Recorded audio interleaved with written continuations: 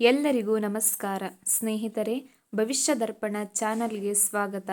ಸ್ನೇಹಿತರೆ, ಪುಣ್ಯವಂತರ ಮನೆಗಳಲ್ಲಿ ದೇವತೆಗಳು ಅಥವಾ ದೈವಿಕ ಶಕ್ತಿಗಳು ಸದಾ ನೆಲೆಸಿರುತ್ತವೆ. ನಿಮ್ಮ ಮನೆಯಲ್ಲಿ ದೇವತೆಗಳು ಓಡಾಡುತ್ತಿದ್ದಾರೆ ಅಥವಾ ನೆಲೆಸಿದ್ದಾರೆ ಎಂದು ಖಚಿತಪಡಿಸಿಕೊಳ್ಳುವ 19 ಪ್ರಮುಖ ಸಂಕೇತಗಳನ್ನು ವಿವರವಾಗಿ ಈ ವಿಡಿಯೋದಲ್ಲಿ ತಿಳಿದುಕೊಳ್ಳೋಣ. ಆದ್ದರಿಂದ ವಿಡಿಯೋವನ್ನು ಪೂರ್ತಿ ನೋಡಿ. ಅಪೂರ್ಣ ಜ್ಞಾನವು ಅಪಾಯಕಾರಿ, ಏಕೆಂದರೆ 17ನೆಯ ಸಂಕೇತ ಅದೃಷ್ಟಶಾಲಿ ವ್ಯಕ್ತಿಗೆ ಮಾತ್ರ ತಿಳಿಯುತ್ತದೆ. 1ನೇಯದು ಅನಿರೀಕ್ಷಿತ ಮತ್ತು ಹಿತವಾದ ಸುಗಂಧ. ಮನೆಯಲ್ಲಿ ಯಾವುದೇ ರೀತಿಯ ಅಗರಬತ್ತಿ ಅಥವಾ ಪರ್ಫ್ಯೂಮ್ ಬಳಸದಿದ್ದರೂ ಇದ್ದಕ್ಕಿದ್ದಂತೆ ಮಲ್ಲಿಗೆ, ಗುಲಾಬಿ ಅಥವಾ ಶ್ರೀಗಂಧದ ಸುಗಂಧ ಆವರಿಸಿಕೊಂಡರೆ ಅದು ದೇವತೆಗಳ ಆಗಮನದ ಸಂಕೇತ. ದೈವಿಕ ಶಕ್ತಿಗಳು ಸದಾ ಪವಿತ್ರ ಸುಗಂಧವನ್ನು ಹೊರಸೂಸುತ್ತವೆ ಎಂದು ಹೇಳಲಾಗುತ್ತದೆ. ಈ ಸುಗಂಧವು ನಿಮ್ಮ ಮನಸ್ಸನ್ನು ತಕ್ಷಣವೇ ಪ್ರಸನ್ನಗೊಳಿಸುತ್ತದೆ ಮತ್ತು ಮನೆಯೊಳಗಿನ ನಕಾರಾತ್ಮಕತೆಯನ್ನು ಹೋಗಲಾಡಿಸುತ್ತದೆ. 2ನೇಯದು ಬೆಳಗಿನ ವಿಚಿತ್ರ ಕಿರಣಗಳು ಅಥವಾ ಗೋಳಗಳು. ಕೆಲವೊಮ್ಮೆ ನಿಮ್ಮ ಕಣ್ಣಿನ ಮೂಲೆಯಲ್ಲಿ ಬಿಳಿ ಅಥವಾ ಚಿನ್ನದ ಬಣ್ಣದ ಬೆಳಕು ಮಿಂಚಿದಂತಾಗುತ್ತದೆ. ಫೋಟೋ ತೆಗೆಯುವಾಗ ಅಥವಾ ವಿಡಿಯೋ ಮಾಡುವಾಗ ಸಣ್ಣ ಬೆಳಕಿನ ಗೋಳಗಳು ಕಾಣಿಸಿಕೊಂಡರೆ ಅವು ನಿಮ್ಮನ್ನು ರಕ್ಷಿಸುತ್ತಿರುವ ದೇವದೂತರು ಅಥವಾ ದೈವಿಕ ಶಕ್ತಿಗಳು ಎಂದು ಅರ್ಥ. ಇದು ಆ ಸ್ಥಳದಲ್ಲಿ ಶುದ್ಧ ಚೈತನ್ಯ ನೆಲೆಸಿದೆ ಎಂಬುದಕ್ಕೆ ವಿಜ್ಞಾನವು ಒಪ್ಪುವ ಆಧ್ಯಾತ್ಮಿಕ ಪುರಾವೆಯಾಗಿದೆ. 3ನೇಯದು ವಾತಾವರಣದ ತಾಪಮಾನದಲ್ಲಿನ ವ್ಯತ್ಯಾಸ.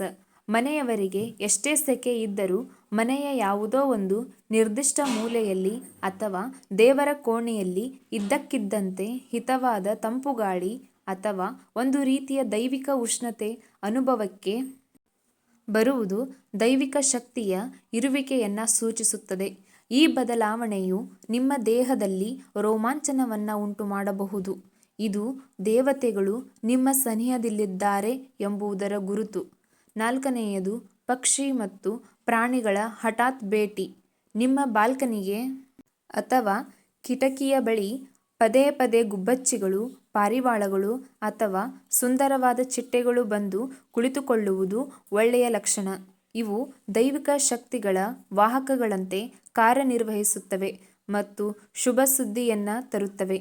ಪ್ರಾಣಿ ಪಕ್ಷಿಗಳು ಮನೆಯ ಒಳಗೆ ಬರಲು ಪ್ರಯತ್ನಿಸುತ್ತಿವೆ ಎಂದರೆ ಅಲ್ಲಿ ಸಕಾರಾತ್ಮಕ ಶಕ್ತಿ ಅತಿ ಹೆಚ್ಚಾಗಿದೆ ಎಂದು ಅರ್ಥ. 5ನೇಯದು ದೈವಿಕ ಶಬ್ದಗಳು ಮತ್ತು ಗೆಜ್ಜೆಯ ನಾದ. ಮನೆಯಲ್ಲಿ ಯಾರೂ ಇಲ್ಲದಿದ್ದರೂ ಕಿರುಗಜ್ಜೆಯ ನಾದ, ಕೊಳಲಿನ ಧ್ವನಿ ಅಥವಾ ದೂರದಲ್ಲಿ ಎಲ್ಲೋ ದೇವಸ್ಥಾನದ ಗಂಟೆ ಬಾರಿಸಿದಂತೆ ಕೇಳಿಸಿದರೆ ಅದು ದೇವತೆಗಳು ನಿಮ್ಮ ಮನೆಯಲ್ಲಿ ಸಂಚರಿಸುತ್ತಿದ್ದಾರೆ ಎಂಬುದಕ್ಕೆ ಬಲವಾದ ಪುರಾವೆಯಾಗಿದೆ.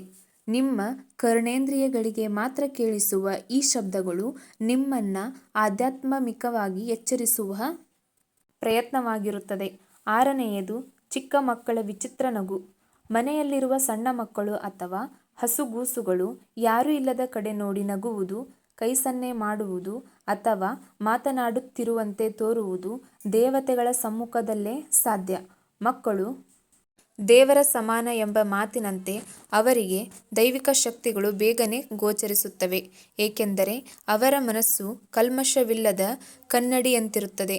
7ನೇಯದು ಸಾಕು ಪ್ರಾಣಿಗಳ ಅಸಹಜ ವರ್ತನೆ.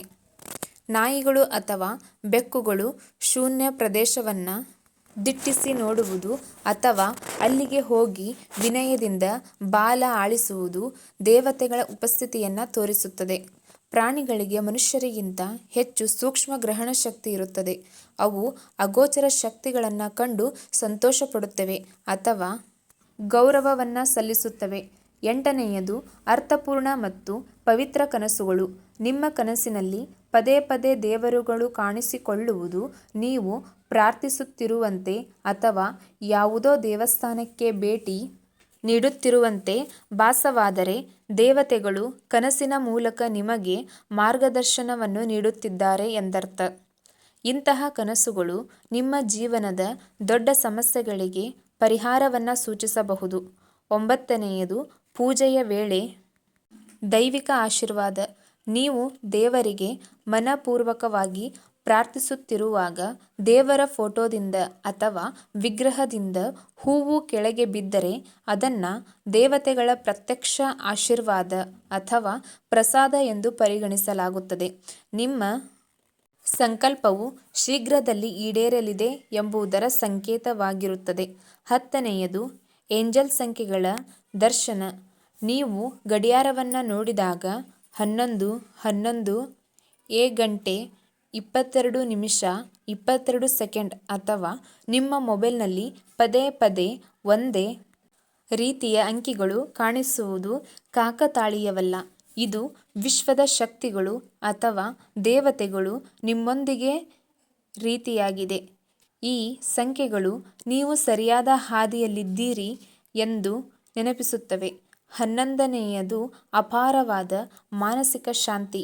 ಹೊರಗಡೆ ಎಷ್ಟೇ ಜಗಳ, ತೊಂದರೆ ಅಥವಾ ಒತ್ತಡವಿದ್ದರೂ ನಿಮ್ಮ ಮನೆಗೆ ಕಾಲಿಟ್ಟ ಕೂಡಲೇ ಮನಸ್ಸು ಶಾಂತವಾಗುವುದು, ಹೃದಯ ಹಗುರವಾಗುವುದು ದೇವತೆಗಳ ಪ್ರಭಾವದಿಂದ ಮಾತ್ರ ಸಾಧ್ಯ. ಮನೆಯಲ್ಲಿರುವ ಸಕಾರಾತ್ಮಕ ತರಂಗಗಳು ನಿಮ್ಮ ಮೆದುಳಿನ ಮೇಲಿನ ಒತ್ತಡವನ್ನು ತಕ್ಷಣವೇ ಕಡಿಮೆ ಮಾಡುತ್ತವೆ. 12ನೇಯದು ಅನಿರೀಕ್ಷಿತ ಉಡುಗೆಗಳು, ನಾಣ್ಯಗಳು ಅಥವಾ ಗರಿಗಳು ನಿಮ್ಮ ಮನೆಯ ಅಂಗಳದಲ್ಲಿ ಅಥವಾ ನೀವು ನಡೆಯುವ ದಾರಿಯಲ್ಲಿ ಇದ್ದಕ್ಕಿದ್ದಂತೆ ಬಿಳಿ ಹಕ್ಕಿಯ ಗರಿ ಸಿಗುವುದು ಅಥವಾ ಹಳೆಯ ನಾಣ್ಯಗಳು ಕಣ್ಣಿಗೆ ಬೀಳುವುದು ದೇವತೆಗಳು ನಿಮ್ಮನ್ನು ಗಮನಿಸುತ್ತಿದ್ದಾರೆ ಎಂಬುದರ ಸಂಕೇತ. ಇವು ನಿಮ್ಮನ್ನು ಒಂಟಿಯಲ್ಲ, ದೈವಿಕ ಶಕ್ತಿ ನಿಮ್ಮ ಜೊತೆಗಿದೆ ಎಂದು ಹೇಳುವ ಸಣ್ಣ ಉಡುಗೊರೆಗಳಾಗಿರುತ್ತವೆ. 13ನೇಯದು ಆಂತರಿಕ ನಾದ ಅಥವಾ ಓಂಕಾರ. ಧ್ಯಾನ ಮಾಡುವಾಗ ಅಥವಾ ಶಾಂತವಾಗಿ ಕುಳಿತಾಗ ನಿಮ್ಮ ಕಿವಿಯಲ್ಲಿ ಸ್ವಲ್ಪವಾಗಿ ಓಂಕಾರದ ನಾದ ಅಥವಾ ಓಂ ಎಂಬ ಶಬ್ದ ಕೇಳಿಸಬಹುದು. ಇದು ದೇವರು ಅಥವಾ ದೈವಿಕ ಶಕ್ತಿಯ ಜಾಗೃತಿಯ ಲಕ್ಷಣವಾಗಿದೆ.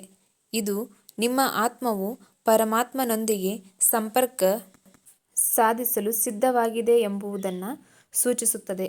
14ನೇಯದು ತುಳಸಿ ಗಿಡದ ಅಸಾಧಾರಣ ಬೆಳವಣಿಗೆ. ಯಾವ ಮನೆಯಲ್ಲಿ ತುಳಸಿ ಗಿಡವು ವರ್ಷವಿಡೀ ಕಳಕಳಿಯಾಗಿ ಹಸಿರಾಗಿ ಬೆಳೆಯುತ್ತದೆಯೋ ಆ ಮನೆಯಲ್ಲಿ ಲಕ್ಷ್ಮೀದೇವಿಯ ವಾಸವಿರುತ್ತದೆ. ತುಳಸಿ ಒಣಗಿದಂತೆ ಇರುವುದು ಆ ಮನೆಯ ಸಕಾರಾತ್ಮಕತೆಯ ಸಂಕೇತ. ತುಳಸಿಯಲ್ಲಿ ದೈವಿಕ ಅಂಶವಿರುವುದರಿಂದ ಅದು ದೈವಿಕ ಶಕ್ತಿ ಇರುವ ಮನೆಯಲ್ಲಿ ವೇಗವಾಗಿ ಬೆಳೆಯುತ್ತದೆ. 15ನೇಯದು ಅದೃಶ್ಯ ರಕ್ಷಣಾ ಕವಚ. ಕೆಲವೊಮ್ಮೆ ದೊಡ್ಡ ಅಪಾಯವನ್ನು ಸಂಭವಿಸಬೇಕಾಗುತ್ತದೆ, ಆದರೆ ಕೊನೆಯ ಕ್ಷಣದಲ್ಲಿ ನೀವು ಅದರಿಂದ ಪಾರಾಗುತ್ತೀರಿ. ದೈವ ಪ್ರೇರಣೆ ಎಂಬಂತೆ ನಿಮ್ಮ ಮನಸ್ಸು ಅಂದು ಅಪಾಯದ ಹಾದಿಗೆ ಹೋಗದಂತೆ ತಡೆಯುತ್ತದೆ. ಇದು ದೇವತೆಗಳು ನಿಮ್ಮ ಸುತ್ತ ನಿರ್ಮಿಸಿರುವ ಅದೃಶ್ಯ ರಕ್ಷಣಾ ಕವಚದ ಪ್ರಭಾವ. 16ನೇಯದು ಮನೆಯಲ್ಲಿ ಕಲಹಗಳ ಅಂತ್ಯ. ಯಾವುದೇ ಕಾರಣವಿಲ್ಲದೆ ಮನೆಯಲ್ಲಿದ್ದ ಕಿರಿಕಿರಿ, ಜಗಳಗಳು ನಿಂತುಹೋಗಿ ಮನೆಯ ಸದಸ್ಯರಲ್ಲಿ ಪರಸ್ಪರ ಪ್ರೀತಿ ಮತ್ತು ಸಾಮರಸ್ಯ ಹೆಚ್ಚಾಗುತ್ತಿದ್ದರೆ ಅದು ದೇವತೆಗಳ ಕೃಪೆಯಿಂದ ಉಂಟಾದ ಬದಲಾವಣೆ. ನಕಾರಾತ್ಮಕ ಶಕ್ತಿಗಳು ಮನೆಯಿಂದ ಹೊರಬಿದ್ದಾಗ ಮಾತ್ರ ಇಂತಹ ಪ್ರಶಾಂತತೆ ನೆಲೆಸಲು ಸಾಧ್ಯ. 17ನೇಯದು ದೀಪದ ಜ್ಯೋತಿಯಲ್ಲಿನ ಚಮತ್ಕಾರ. ದೇವರಿಗೆ ಹಚ್ಚಿದ ದೀಪದ ಜ್ಯೋತಿಯು ಗಾಳಿ ಇಲ್ಲದಿದ್ದರೂ ನರ್ತಿಸುವುದು ಅಥವಾ ಜ್ಯೋತಿಯ ತುದಿಯಲ್ಲಿ ಹೂವಿನ ಆಕೃತಿ ಮೂಡುವುದು ದೇವತೆಗಳು ನಿಮ್ಮ ಪೂಜೆಯನ್ನು ಸ್ವೀಕರಿಸಿದ್ದಾರೆ ಎಂಬುದಕ್ಕೆ ಅಂತಿಮ ಸಾಕ್ಷಿ. ಇದು ಅತ್ಯಂತ ಅಪರೂಪವಾದ ಸಂಕೇತವಾಗಿದ್ದು ಭಾಗ್ಯಶಾಲಿಗಳಿಗೆ ಮಾತ್ರ ಲಭಿಸುತ್ತದೆ. 18ನೇಯದು ಅತಿಥಿಗಳ ರೂಪದಲ್ಲಿ ದೈವಿಕ ಆಗಮನ. ಯಾವುದೇ ಪೂರ್ವಸಿದ್ಧತೆ ಇಲ್ಲದೆ ಇದ್ದಕ್ಕಿದ್ದಂತೆ ತತ್ಪುರುಷರು, ಸಾಧುಗಳು ಅಥವಾ ನಿಮ್ಮ ಹೇಳಿಕೆಯನ್ನು ಬಯಸುವ ಹಿರಿಯರು ನಿಮ್ಮ ಮನೆಗೆ ಬರುವುದು ದೈವಿಕ ಪ್ರೇರಣೆ. ಅತಿಥಿ ದೇವೋಭವ ಎನ್ನುವಂತೆ ದೇವತೆಗಳು ಯಾರನ್ನ ಮಾಧ್ಯಮವನ್ನಾಗಿ ಮಾಡಿಕೊಂಡು ನಿಮ್ಮ ಮನೆಗೆ ಶುಭ ಹಾರೈಸಲು ಕಳುಹಿಸಿರುತ್ತಾರೆ. 19ನೇಯದು ಕಾರ್ಯಸಿದ್ಧಿಯ ಮುನ್ಸೂಚನೆ. ನೀವು ಯಾವುದೇ ಮುಖ್ಯ ಕಾರ್ಯಕ್ಕೆ ಅಥವಾ ಸಂಕಲ್ಪಕ್ಕೆ ಮುಂದಾದಾಗ ದೇವಸ್ಥಾನದ ಗಂಟೆ ಕೇಳಿಸುವುದು, ಸುಮಂಗಲ್ಯರು ಎದುರಾಗುವುದು ಅಥವಾ ಹೂವಿನ ಘಮ ಆವರಿಸುವುದು ಆ ಕಾರ್ಯದಲ್ಲಿ ವಿಜಯ ಸಿಗುತ್ತದೆ ಎಂಬುದಕ್ಕೆ ದೇವತೆಗಳು ನೀಡುವ ಹಸಿರು ನಿಶಾನೆಯಾಗಿದೆ.